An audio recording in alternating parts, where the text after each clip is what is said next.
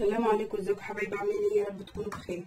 النهارده هنعمل وصفه سريعه سهله اي حد يعرف يعملها، صحيه جدا جدا جدا. انا هعملها لابني بس عشان ابني بيلعب رياضه وعامل دايت. معايا هنا صدر فرخه كبير مقطعاه مكعبات، ومعايا طاسه على النار فيها نفخه زيت صغيره.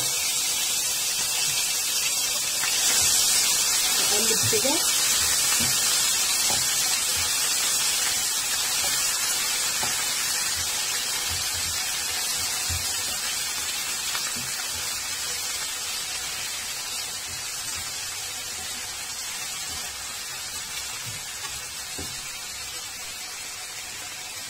معايا بقى التوابل بتاعتي: ملح، كاري، كمون، 7 بهارات، حبة زعتر، شطة. كل ده انزل بيه واقلب كده.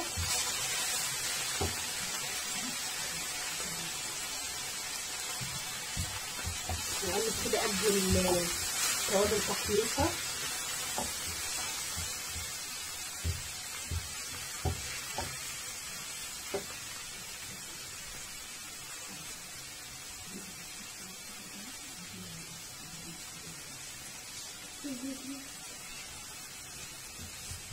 اقلب كده.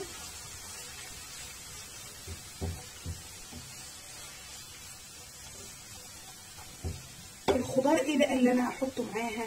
هي زي شاورما، بس الشاورما هتتاكل بالمعلقه مش هتتحط في العيش. معايا الخضار بتاعي: جزر، كوسه، بصل، طماطم، فلفل رومي، فلفل الوان، فاصوليا خضراء. يعني بصوا كل الخضار اللي انت بتحبيه تعمليه. انا الوجبه دي طبعا بتكفي يومين.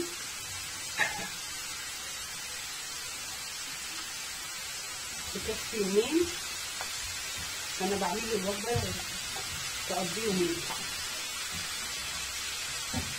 اقعد اقلب فيهم كده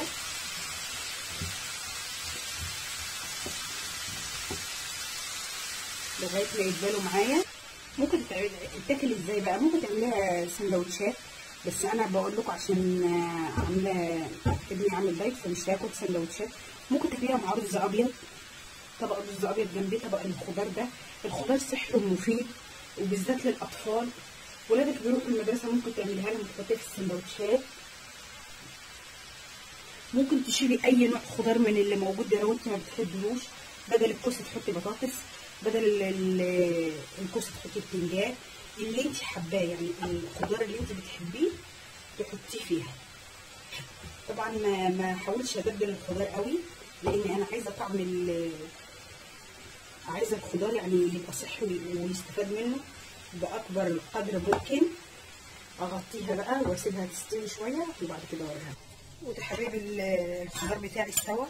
بعد ما استوى طبعا بجيب الطبق فيه اهو. زي ما قلت لك تحطي اللي انت عايزاه من الخضار وتشيلي اللي انت عايزاه. عندك بروكلي، عندك قرنبيط ممكن تحطي، او زهره زي ما معظم الناس بيسموها. عندك كرنب سلطه ممكن تحطي فيه. وجبه صحيه 100% والخضار بيقرش مش اخضر، مش مستوي. تحط عليها حبه بقدونس او كزبره. البقدونس والكزبره بيخلوا طعم الحاجه حلو. جنب طبق رز ابيض حاجه كده من الاخر. اتمنى يا رب تجربوها. اسيبكم في رعايه الله والسلام عليكم.